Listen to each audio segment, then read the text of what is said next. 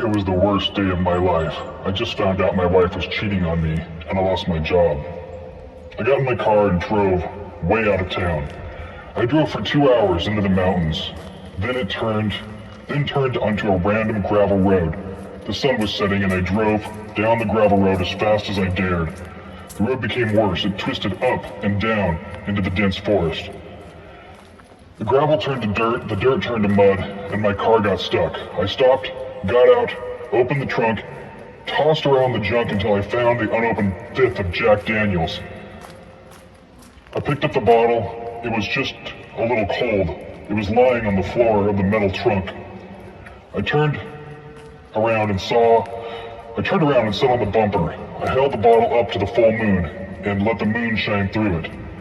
I read the label. I remembered something my father had said about never trusting someone with 2 first names, and I wondered how this had never occurred to me.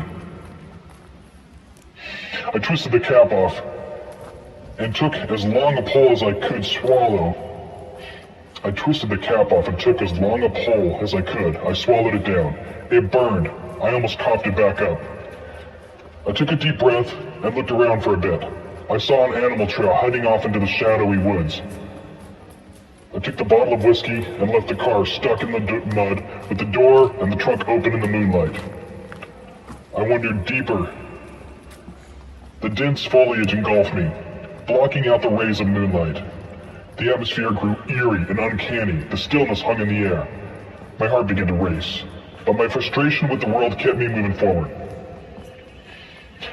As I continued my trek, a peculiar sight caught my attention. An ancient, overgrown path that seemed untouched by human feet for ages. My curiosity piqued, and I felt an irresistible pull in this mysterious trail. My cautious steps, I followed its meandering course. The crunching of leaves beneath my feet was the only sound breaking the silence. As the night waned, the forest transformed into an intimidating labyrinth. The tall, gnarled trees seemed to whisper secrets, casting long, ominous shadows across my path. A shiver ran down my spine, but I pressed on. I stumbled upon a hidden hollow beneath the roots of a colossal oak tree. There, nestled within the mossy oak, I discovered a collection of worn-out leather-bound journals. With trembling hands, I opened the first journal, and its pages were filled with faded ink and detailed accounts of eerie encounters, lost souls, and unexplained phenomenon. Each journal held personal experiences of individuals who had dared to explore reality, human reality, trauma. The words painted a vivid picture of both wonder and fear.